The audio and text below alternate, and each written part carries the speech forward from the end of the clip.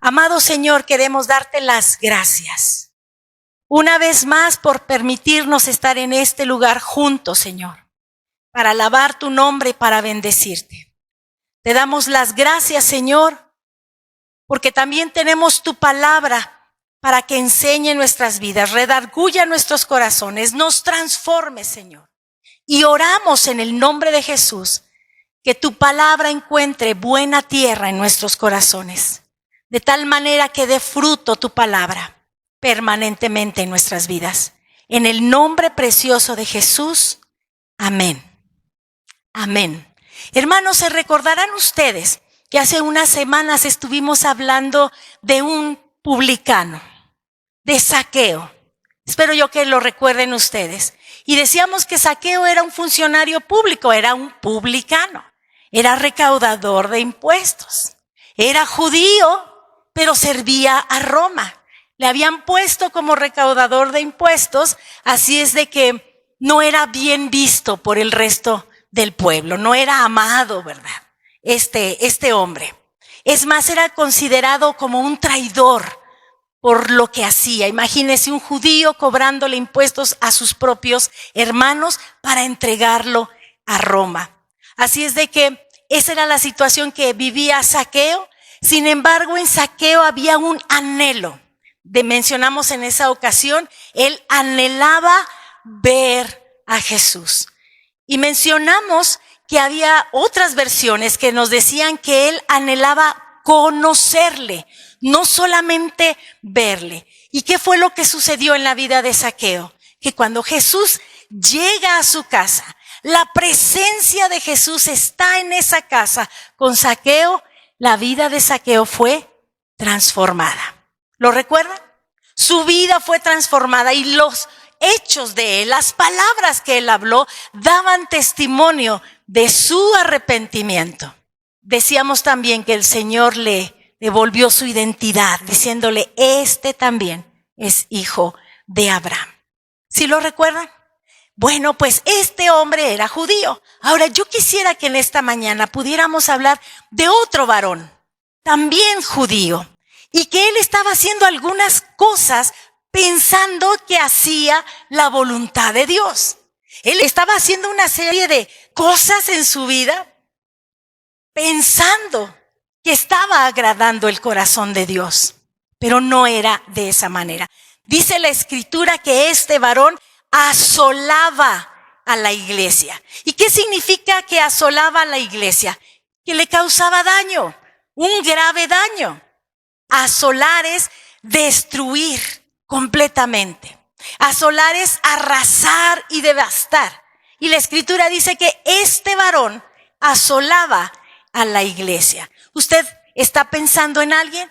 Efectivamente estamos hablando de Saulo. Y les voy a invitar que vayamos a Hechos, capítulo 6 y versículo del 8 al 11.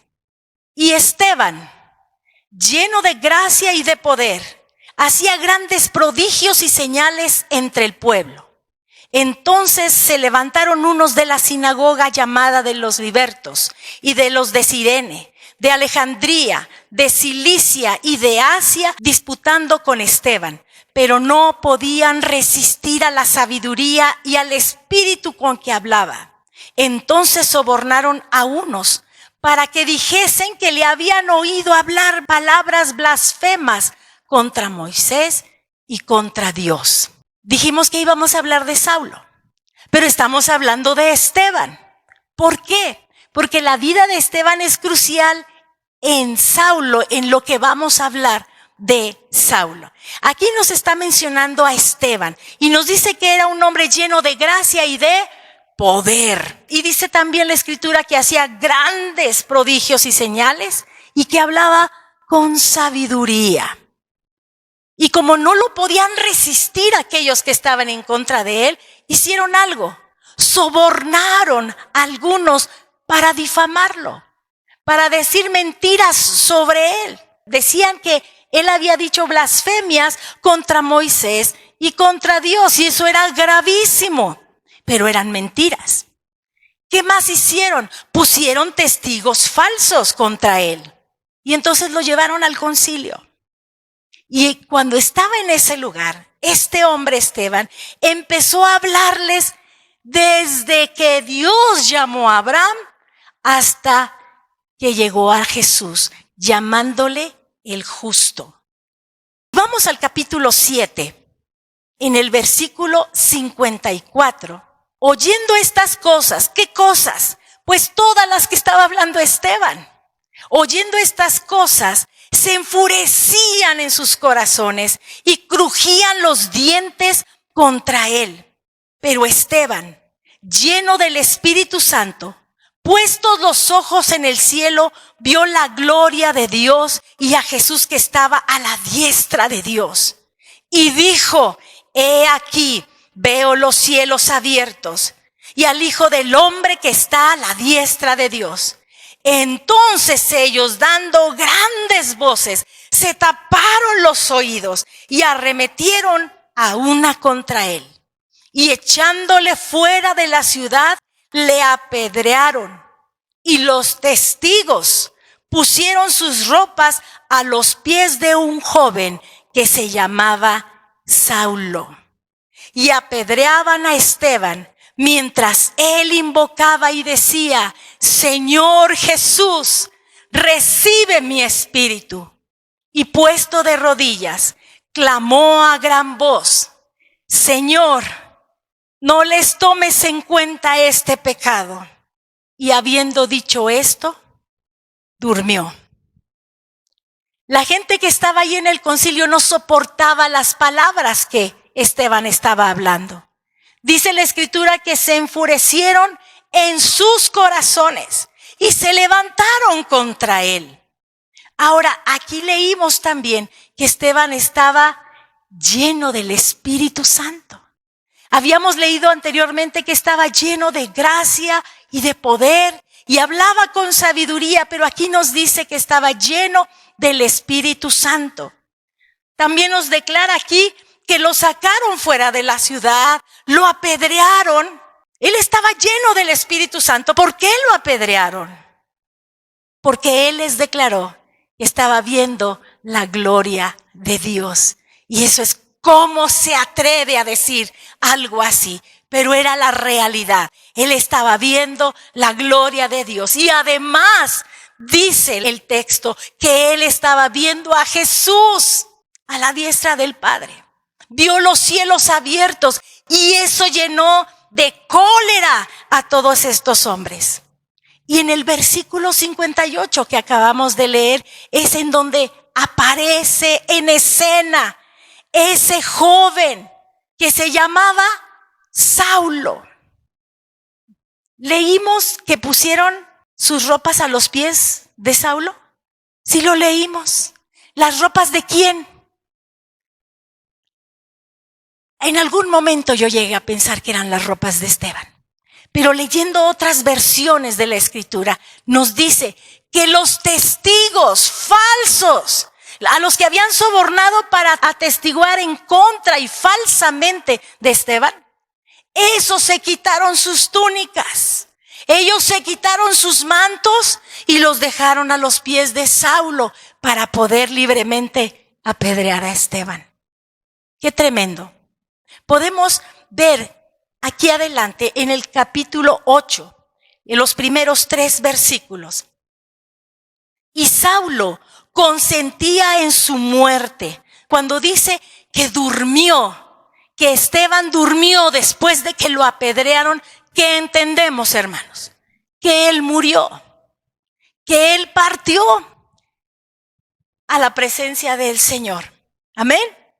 Pero mire, antes de leer el capítulo 8, podemos darnos cuenta de algo. ¿Qué hizo Esteban cuando lo estaban apedreando? Les dijo: van a ver, todos ustedes que me están apedreando, todos ustedes que mintieron, todos ustedes que han sido testigos falsos, van a ver lo que va a suceder con ustedes. Esteban no hizo eso. Estaba lleno del Espíritu Santo. ¿Qué fue lo que él hizo? No amenazó absolutamente a nadie, más bien le pidió al Señor. Después de decirle: recibe mi espíritu, le dice, no les tomes en cuenta lo que ellos están haciendo. No les tomes en cuenta este pecado. Y después de tener ese gesto de misericordia, partió con el Señor. Vemos la escena y ahora vamos a ver a Saulo en el capítulo 8. Y Saulo consentía en su muerte. En aquel día hubo una gran persecución contra la iglesia que estaba en Jerusalén, y todos fueron esparcidos por las tierras de Judea y de Samaria, salvo los apóstoles. Y hombres piadosos llevaron a enterrar a Esteban, e hicieron gran llanto sobre él. Y Saulo asolaba la iglesia, y entrando casa por casa, arrastraba a hombres y a mujeres y los entregaba en la cárcel. ¿Qué dice el versículo número 1 que acabamos de leer? Que Saulo consentía en su muerte. ¿En la muerte de quién? De Esteban. Él consentía. Es decir, que él aprobaba la muerte de Esteban, dice otra versión. Saulo estuvo de acuerdo con ese asesinato, dice otra versión. Y una versión más dice, de este pasaje le pareció muy bien cómo le mataban. Ese era Saulo. Ese joven era Saulo. Y en el verso 3 nosotros encontramos que este joven Saulo asolaba la iglesia. Y ya dijimos que era asolar, destruir. ¿Cómo lo hacía? Se metía a las casas y dice que arrastraba a hombres y también a mujeres. No importaba que fueran mujeres, porque él estaba cumpliendo una misión. Él creía y él estaba seguro que lo que él estaba haciendo era grato delante de Dios, porque él defendía la ley judía y lo hacía de esta manera. ¿Por qué los sacaba? Para que los arrestaran. Ahora, hermanos, ¿verdad que dijimos que él creía que estaba haciendo lo correcto? Él pensaba que estaba haciendo lo correcto, y cualquiera de nosotros podría decir, ¿cómo va a ser correcto hacer semejante cosa? Pues él estaba convencido de que estaba haciendo lo correcto. Y vamos a ver dos pasajes en donde nos va a quedar claro que él creía que estaba haciendo lo correcto. Vamos aquí mismo en Hechos, capítulo 26 y versículos del 9 al 11. Aquí ya era Pablo, ya no era Saulo. En este momento que vamos a leer, aquí Pablo estaba preso y está hablando ante el rey Agripa. ¿Qué es lo que dice? Del verso 9 al 11. Yo ciertamente había creído mi deber hacer muchas cosas contra el nombre de Jesús de Nazaret, lo cual también hice en Jerusalén. Yo encerré en cárceles a muchos de los santos, habiendo recibido poderes de los principales sacerdotes, y cuando los mataron, yo di mi voto. Y muchas veces, castigándolos en todas las sinagogas, los forcé a blasfemar, y enfurecido sobremanera contra ellos, los perseguí hasta en las ciudades extranjeras. ¿Cómo empieza el versículo 9? Yo ciertamente había creído que era mi deber hacer esas cosas. Eso es lo que él está diciendo. Él había creído que esa era la misión que tenía que cumplir. Él pensó eso, lo consideró su deber. Hacer todo en contra, dice la Escritura en este pasaje, en contra del nombre de Jesús de Nazaret. Ahora, ¿qué cosas, hermanos, eran las que hacía? Encarcelar a los santos, arrastrándolos, sacándolos de sus casas, dando su voto cuando los mataban. Daba su voto, este joven, forzándolos a blasfemar. Esas eran de las cosas que él hacía pensando que era su deber. ¿Qué es blasfemar? Renegar, maldecir. Los forzaba, los obligaba. Y lo más tremendo es que él ciertamente creía que ese era su deber. Por eso él estaba convencido que estaba agradando a Dios. Vamos un poquito atrás, capítulo 22, porque este es otro pasaje en donde Pablo explica las cosas que él hacía. 22, y vamos a leer del 1 al 5. Aquí también habían retenido a Pablo, pero no está hablando frente al rey Agripa, está hablando en el concilio, y dice la escritura: varones hermanos y padres, oíd ahora mi defensa ante vosotros. Y al oír que les hablaba en lengua hebrea, guardaron más silencio. Y él les dijo: yo de cierto soy judío, nacido en Tarso de Cilicia, pero criado en esta ciudad, instruido a los pies de Gamaliel, estrictamente conforme a la ley de nuestros padres, celoso de Dios, como hoy lo sois todos vosotros. Perseguía yo este camino hasta la muerte, prendiendo y entregando en cárceles a hombres y mujeres, como el sumo sacerdote también me es testigo, y todos los ancianos, de quienes también recibí cartas para los hermanos. Y fui a Damasco para traer presos a Jerusalén también a los que estuviesen allí, para que fuesen castigados. ¿Dónde recibió su instrucción este joven Saulo? A los pies de Gamaliel. Porque él está aquí hablando como de sus credenciales, ¿verdad? De todo lo que él había hecho. Su instrucción fue a los pies de Gamaliel. Y si nosotros nos preguntamos, ¿y quién era Gamaliel? Bueno, pues Gamaliel era un hombre fariseo, maestro de la ley judía, era miembro del Sanedrín. ¿Y qué es el Sanedrín, hermanos? Era el máximo tribunal judío de carácter religioso y judicial. Había 71 hombres que eran sabios. Lo precedía el sumo sacerdote, y en ese lugar juzgaban asuntos tanto civiles como religiosos. ¿Cómo más era Saulo? ¿Cómo dice que era él? Celoso de Dios.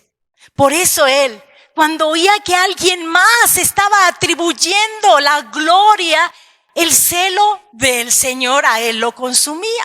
Así es de que solamente se dedicó a asolar la iglesia. Y aunque él era de Tarso, él aclara que se había criado allí, en Jerusalén. Y dice algo, que era perseguidor del camino.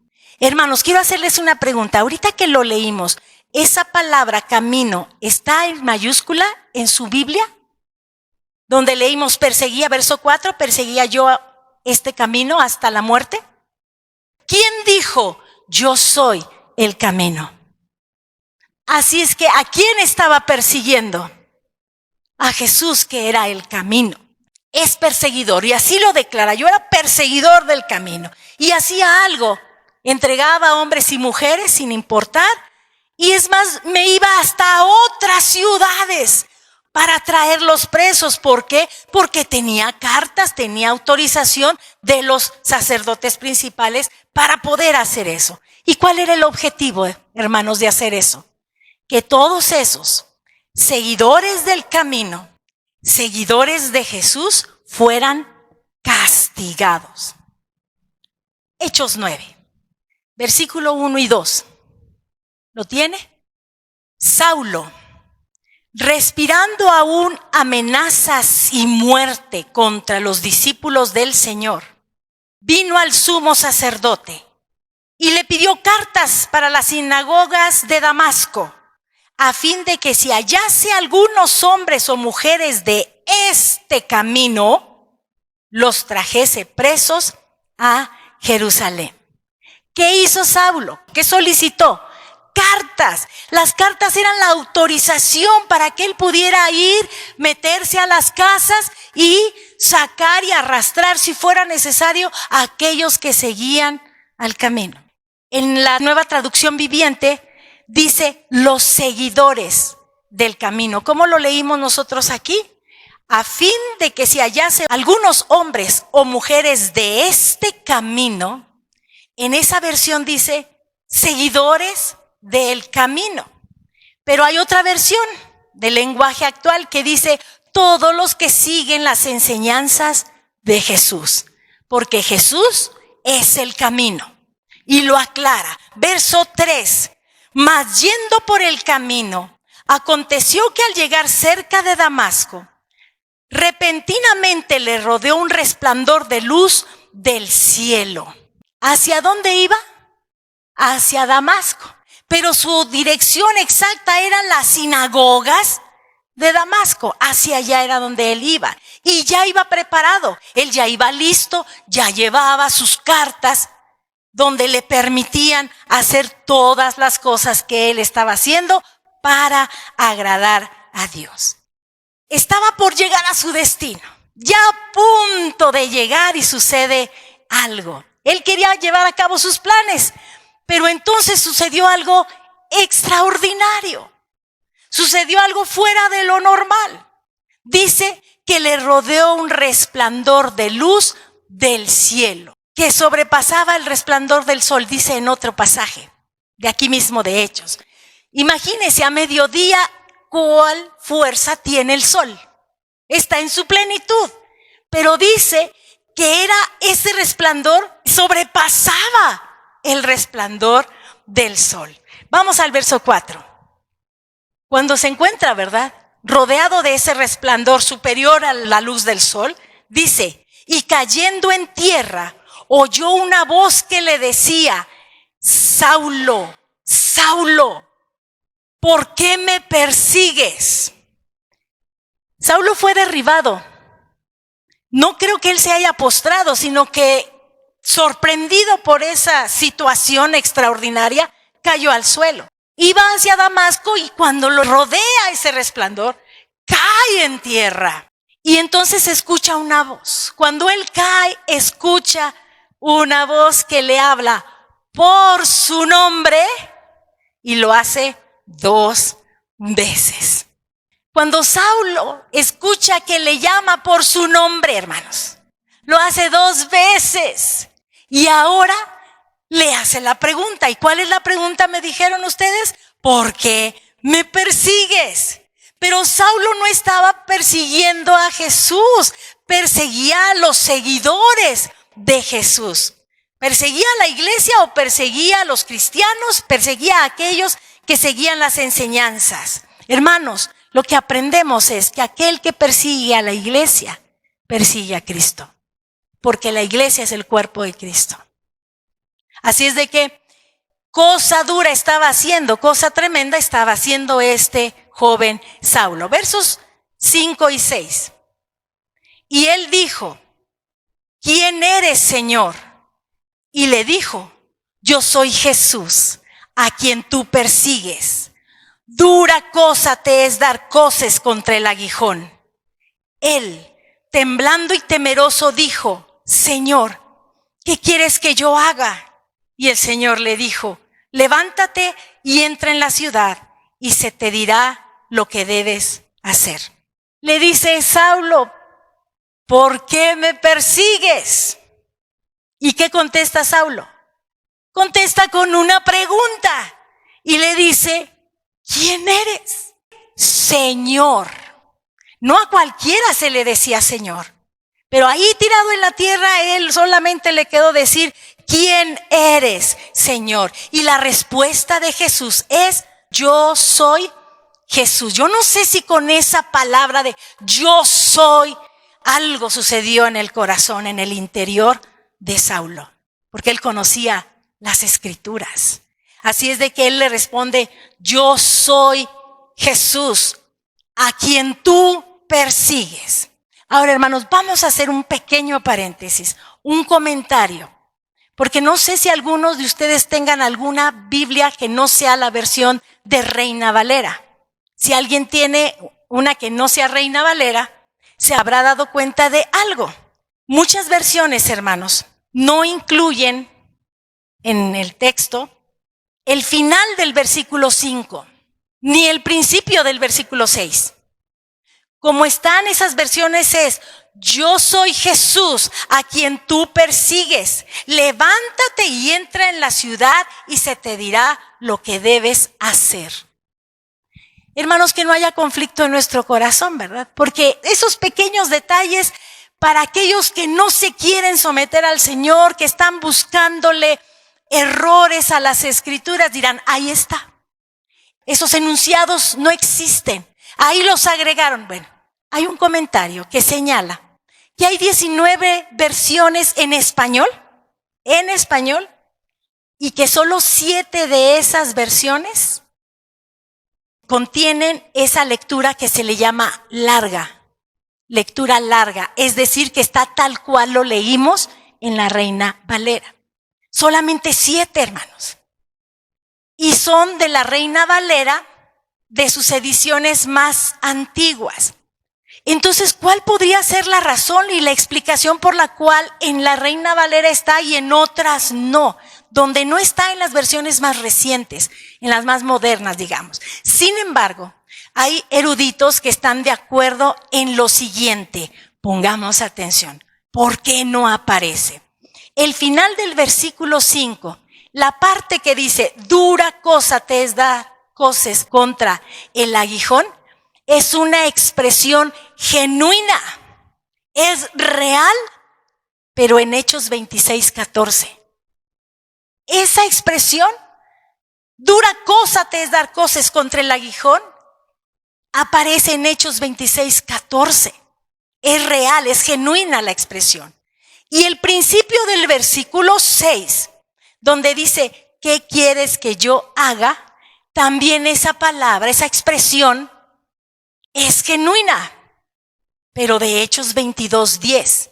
Y nosotros ya nos dimos cuenta que en ambos pasajes es Pablo que le está explicando en una ocasión al rey Agripa y en otra ocasión al concilio en otro lugar, les está explicando cuál fue su experiencia. Así es que dicen los eruditos que no es un error bíblico, no es una contradicción, porque sí está en las Escrituras, ahí mismo en Hechos, palabras de Pablo. Simplemente es un asunto que tiene que ver con la colocación de esos enunciados en el texto bíblico. No es un error, no es una contradicción, no es un error bíblico. Eso debe ser muy importante para nosotros. ¿Nos queda claro? Vamos a regresar entonces al mismo versículo 5 y 6. ¿Qué es lo que le está diciendo el Señor Jesús a Saulo? Le dice: dar coces contra el aguijón. ¿Qué es un aguijón, hermanos? En aquel tiempo el aguijón era un palo puntiagudo que utilizaban para poder dirigir al ganado. Eso era un aguijón. Y coces era la reacción que tenían los animalitos, el ganado, dando patadas con fuerza hacia atrás.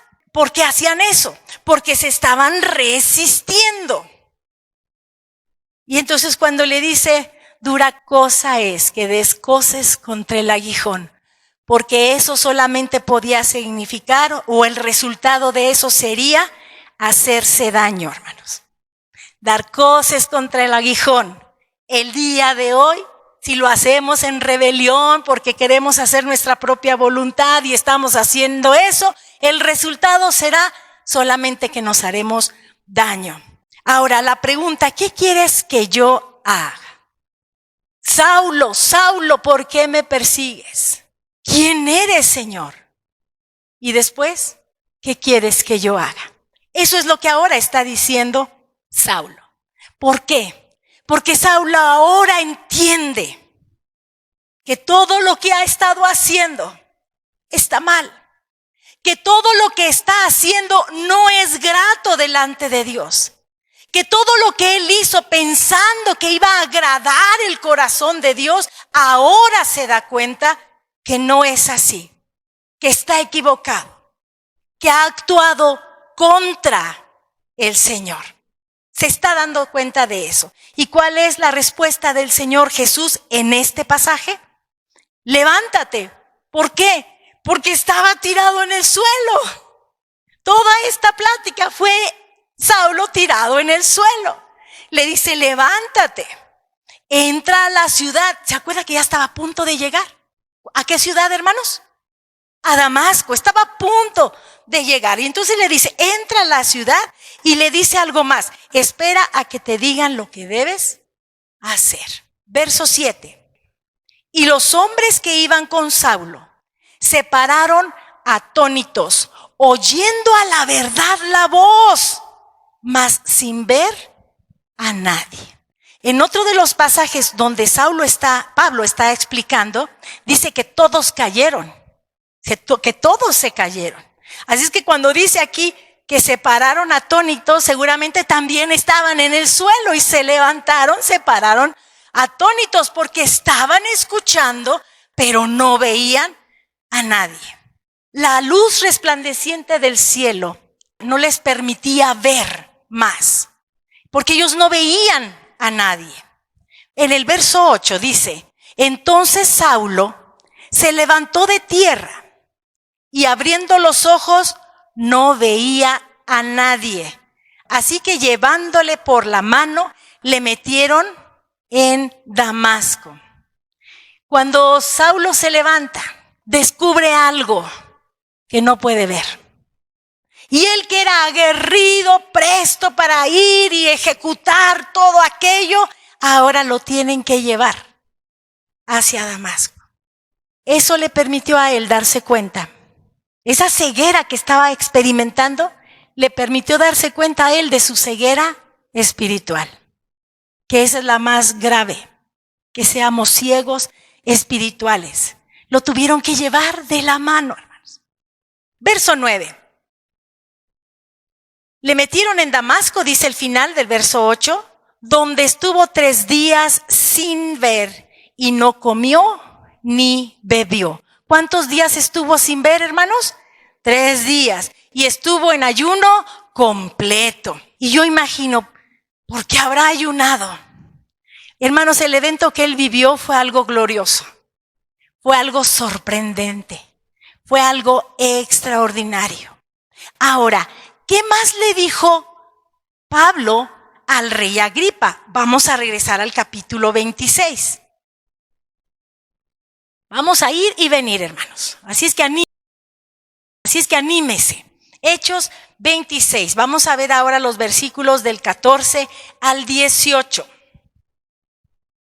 Y habiendo caído todos nosotros en tierra, ahí está lo que les decía, todos nosotros, todos los que iban con él, junto con Saulo, dice, habiendo caído todos nosotros en tierra, oí una voz que me hablaba y decía en lengua hebrea, Saulo, Saulo, ¿por qué me persigues? Dura cosa te es dar coces contra el aguijón. Entonces dije, ¿quién eres, Señor?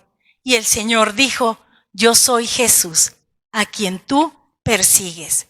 Pero levántate y ponte sobre tus pies, porque para esto he aparecido a ti, para ponerte por ministro y testigo de las cosas que has visto y de aquellas en que me apareceré a ti, librándote de tu pueblo y de los gentiles, a quienes ahora te envío, para que abra sus ojos, para que se conviertan de las tinieblas a la luz y de la potestad de Satanás a Dios, para que reciban por la fe que es en mí perdón de pecados y herencia entre los santificados. Aquí, cuando Pablo está hablando con el rey Agripa, le revela todo lo que el Señor Jesús le habló en ese camino, en ese encuentro que tuvo con el Señor antes de llegar a Damasco. Le está hablando y le está explicando porque era su experiencia, fue su vivencia. Ahora yo entiendo por qué ayunó, hermanos. Todo lo que acabamos de leer, la palabra del Señor es un alimento. Imagínense todo lo que él tenía que digerir, que el Señor mismo le había hablado. Tenía mucho que digerir en lo espiritual. Así es de que ni tiempo ni ganas seguramente de comer. Vamos ahora a Hechos 22. Vamos al capítulo 22, versos 12 en adelante. Entonces uno llamado Ananías, varón piadoso según la ley, que tenía buen testimonio de todos los judíos que allí moraban, vino a mí. Esto lo está diciendo Saulo. Y acercándose me dijo: hermano Saulo, recibe la vista. Y yo en aquella misma hora recobré la vista y lo miré. Y él dijo: el Dios de nuestros padres te ha escogido para que conozcas su voluntad y veas al justo y oigas la voz de su boca, porque serás testigo suyo a todos los hombres de lo que has visto y oído. Ahora pues, ¿por qué te detienes? Levántate y bautízate. ¿Cuántos días habían pasado, hermanos? 3. Y al tercer día ya se bautizó. Bien, dice: levántate y bautízate y lava tus pecados invocando su nombre. Ananías era un hombre piadoso según la ley. Y era de buen testimonio, hermanos. No era cualquier persona, era de buen testimonio. Y le dice a Saulo: hermano. ¿Qué cosas sabría Ananías? ¿Cómo sabía él? ¿Por qué le dijo hermano? Seguramente Dios le habló, Dios le dio a conocer algo, porque además le dijo: recibe la vista. Y también le está diciendo que es escogido por Dios para conocer su voluntad, para ver al justo y para oír su voz de su boca. Algo más que le dice: serás testigo. Y entonces vamos, arriba, levántate y bautízate. ¿Cómo sabía Ananías, hermanos, todo esto? Yo repito, Dios le tuvo que haber dicho. Dios le tuvo que haber hablado a Ananías. Vamos a ver si esto es así. Hechos 9:10. Habiendo entonces en Damasco un discípulo llamado Ananías, a quien el Señor dijo en visión: Ananías. Y él respondió: heme aquí, Señor. Y el Señor le dijo: levántate y ve a la calle que se llama Derecha y busca en casa de Judas a uno llamado Saulo de Tarso, porque he aquí él ora. Y ha visto en visión a un varón llamado Ananías, que entra y le pone las manos encima para que recobre la vista. Aquí dice que era discípulo. Ya habíamos leído que era un hombre piadoso y de buen testimonio. Y efectivamente el Señor le habló. El Señor le dijo. ¿Cómo lo hizo? A través de una visión. Y a la visión él respondió. Leímos el verso 11, que le dice que se levante. Ahora, solamente nosotros habíamos leído que había entrado a Damasco. ¿Se acuerdan? Que dijo: entra a la ciudad, porque ya casi llegaba.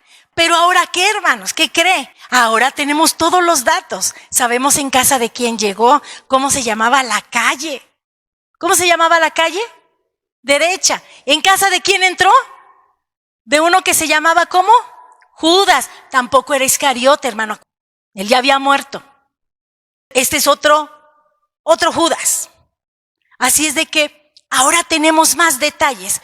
Cuando leemos un pasaje, hermanos, y nos vamos al otro y vemos el otro más, entonces podemos ver todo lo que estaba sucediendo. Y dice algo más, que este Saulo estaba, ¿qué? ¿Lo alcanzamos a leer? Estaba orando.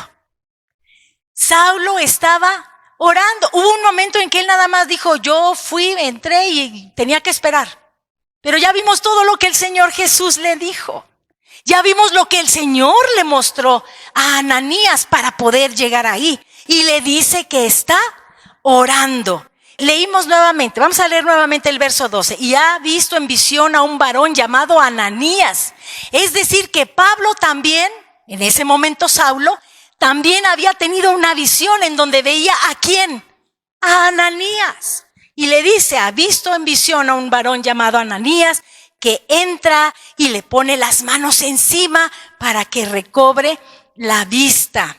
Verso 13 y 14, hermanos. Entonces Ananías dijo, sí, Señor, yo iré, yo voy a casa de ese Judas y voy con Saulo.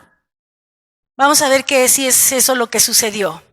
Entonces Ananías respondió, Señor, he oído de muchos acerca de este hombre.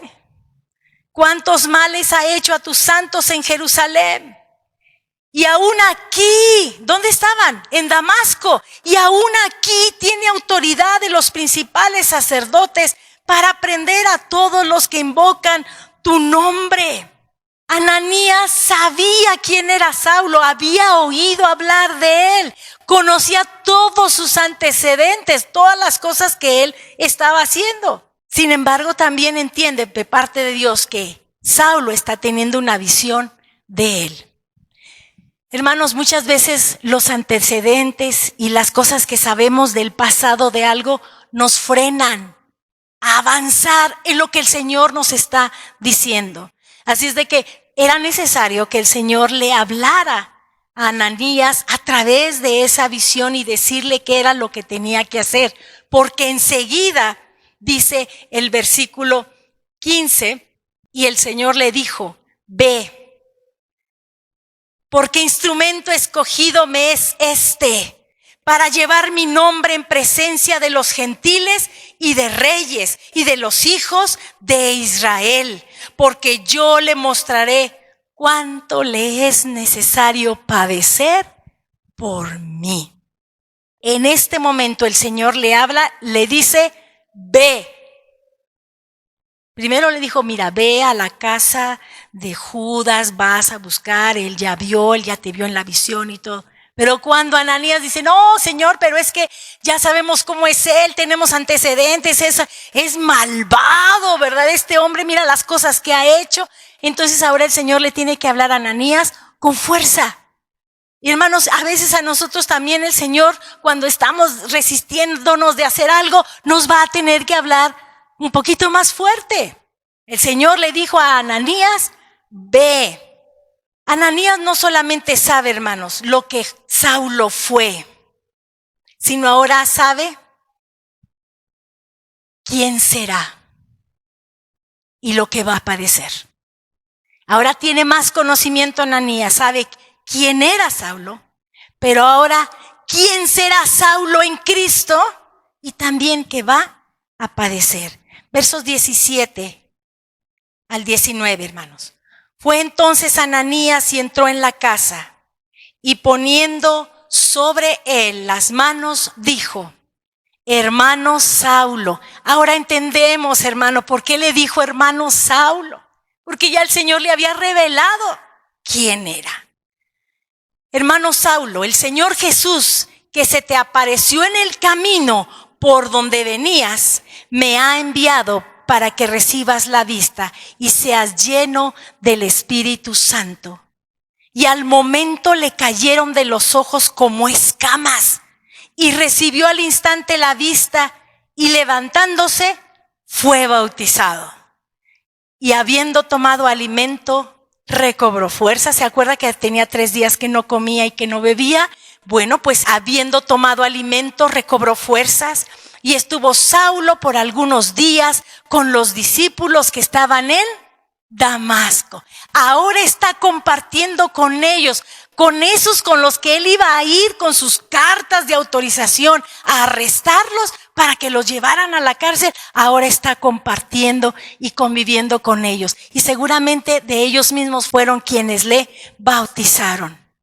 Estuvo algunos días con ellos. ¿Para qué, hermanos? ¿Para qué creen ustedes que pasó esos días Saulo en medio de los discípulos que estaban en Damasco? Veamos el verso 20. Enseguida, hermanos, después de que lo bautizaron, de que comió, ¿verdad? Enseguida predicaba a Cristo en las sinagogas, diciendo que este era el Hijo de Dios.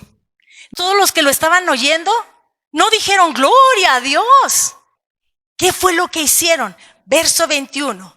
Y todos los que le oían estaban atónitos y decían, ¿no es este el que asolaba en Jerusalén a los que invocaban este nombre del que ahora nos está hablando. Y a eso vino acá, para llevarlos presos ante los principales sacerdotes. Verso 22, pero Saulo mucho más se esforzaba, porque él ya tenía antecedentes, la gente sabía quién era y lo que hacía. Así es que ahora le costó esforzarse más. Dice, Saulo mucho más se esforzaba y confundía a los judíos que moraban en Damasco, no a los discípulos, no a los hermanos en la fe, sino a los que moraban ahí en Damasco, demostrando que Jesús era el Cristo. Y era una confusión para esa gente, porque decían, pero si este los perseguía, si este era el que asolaba allá desde Jerusalén y hasta acá lo hacía. Saulo tuvo que trabajar más, hasta que fue Pablo, hasta que el Señor transformó por completo su vida. Hermanos, la vida de Saulo fue transformada en ese camino a Damasco, en un plan que él tenía completamente diferente a los planes de Dios. Pero los planes del Señor se cumplen. Él cumple todo su propósito en cada uno de nosotros. Lo hizo con Saulo, no podrá hacerlo con nosotros. Por supuesto que sí, claro que sí. Su encuentro con Jesús, ahí en ese camino, hermanos, fue suficiente para transformar quién era él. Todas sus credenciales que él podría tener. Transformó lo que él hacía. ¿Se recuerda lo que hacía? Aprobaba que mataran a los seguidores de Jesús. Transformó lo que él creía, lo que él pensaba. El encuentro en Damasco, hermanos, transformó todo su ser, porque fue el encuentro con Jesús. Hermanos, ¿y nosotros? ¿Nuestra vida está siendo transformada en lo que creemos, en nuestros pensamientos, en lo que hacemos? Porque nos puede maravillar que este hombre, siendo un asesino, siendo todo lo que ya vimos de él, nos puede admirar. Y el Señor tenía un plan. Y el Señor también tiene un plan para nosotros. Y si sucedió con Saulo, que vivió de esta manera tan terrible, creyendo que estaba haciendo la voluntad de Dios, también el Señor puede transformar nuestras vidas. ¿Qué cosa hay que nuestro Dios no pueda hacer? ¿Qué cosa hay que Él no pueda transformar, hermanos? Medite usted en su corazón y diga, esto que me ha costado tanto trabajo, ¿será que Dios lo puede transformar? Si usted ora así, usted está atentando contra el Señor. Lo está afrentando. Al decir, ¿será acaso? Porque eso hizo el pueblo de Israel. ¿Acaso nos podrá dar comida? ¿Acaso nos podrá dar carne? ¿Acaso nos podrá dar agua? Eran puras quejas, pero estaban atentando contra el Señor, le estaban afrentando. Así es que, ¿qué hay en nuestras vidas que el Señor no sea capaz de transformar? La vida de Saulo fue transformada y ahora ese Pablo nos ha bendecido a nosotros de gran manera. Todas las cartas que él escribió a las iglesias en diferentes lugares, todas las iglesias que él levantó, que él fundó y padeció mucho. ¿Se acuerda que eso era la visión con Ananías? Le mostró que iba a padecer mucho, pero valía la pena. Pablo sabía que valía la pena. Nosotros podemos decir, las dificultades que pasen por el nombre de mi Señor valen la pena. ¿Podemos hacer eso? Podemos identificarnos y decir, sí, vale la pena. Todas estas cosas, lo que el Señor me quiera hablar, que transforme mi vida para bien, para alcanzar su propósito, para cumplir sus planes, no los míos. Miren, nuestros planes pueden ser buenos, pero los del Señor siempre son superiores, son mayores, son mejores. Así es que, hermanos, al estudiar un poquito la vida de Saulo y enterarnos de las cosas que él andaba haciendo, no es para decir qué bárbaro este hombre, sino más bien para decir, Dios, cuánta misericordia. Desde Esteban, no les tomes en cuenta este pecado de quienes lo estaban apedreando y de quien estaba cuidándoles las túnicas a todos los que estaban apedreando. ¿El Señor puede hacerlo con nosotros? ¿Será que Dios puede conmigo? Por supuesto que sí. Él no ha cambiado. Él es el mismo de ayer, es el mismo de hoy, es el mismo por la eternidad. Nuestro Dios poderoso. Así es de que, hermanos, la vida de Saulo fue transformada y vivió lo que el Señor quería. ¿Tuvo errores? Sí. ¿Tenía fallas? Por supuesto que sí. Sin embargo, cumplió el propósito de Dios. No fue perfecto, para nada, pero trató de caminar en integridad. Y eso es lo que nosotros tenemos que hacer. Cuando el Señor nos habla de ser perfectos, es que seamos íntegros, completos, que lo que nosotros sabemos es lo que creemos y eso es lo que hacemos. Integridad. Amén. Así como ese camino en Damasco, ese momento crucial en la vida de Saulo, que también sea así en nuestras vidas, todos los días de nuestra vida. Porque no es que conocimos a Jesús hace 30 años, hace 15, hace 1, hace 50. Es que conozco a Jesús todos los días de mi vida. Y tengo un encuentro con Él todos los días de mi vida. A tal punto que mi vida sea transformada. Amén. Vamos a orar. Señor, queremos darte gracias por tu palabra. Señor, muchas gracias porque vemos en ella que tú eres poderoso para transformar las vidas, para transformar todo aquello que para el hombre es imposible. Para ti, Señor, es posible. Queremos darte gracias, Señor, y anhelamos en nuestro corazón que nuestras vidas, Señor, sean transformadas día con día. Conforme te conocemos, Señor, queremos obedecerte, obedecer tu palabra, Señor, y que tu palabra transforme todo nuestro ser. Te damos las gracias por ese momento, Señor, que tenemos ese encuentro contigo a cada instante, Señor. Muchas gracias. Bendecimos tu nombre y te damos gracias porque sabemos que tú cumplirás tu propósito en cada uno de nosotros. En el nombre precioso de Jesús, que así sea, Señor. Amén. Que el Señor les bendiga, hermanos, y que llevemos estas palabras de Jesús para saber que siempre hay esperanza para ser transformados. Que el Señor les bendiga y que tengan una semana preciosa en el Señor. Amén. Gloria a Dios.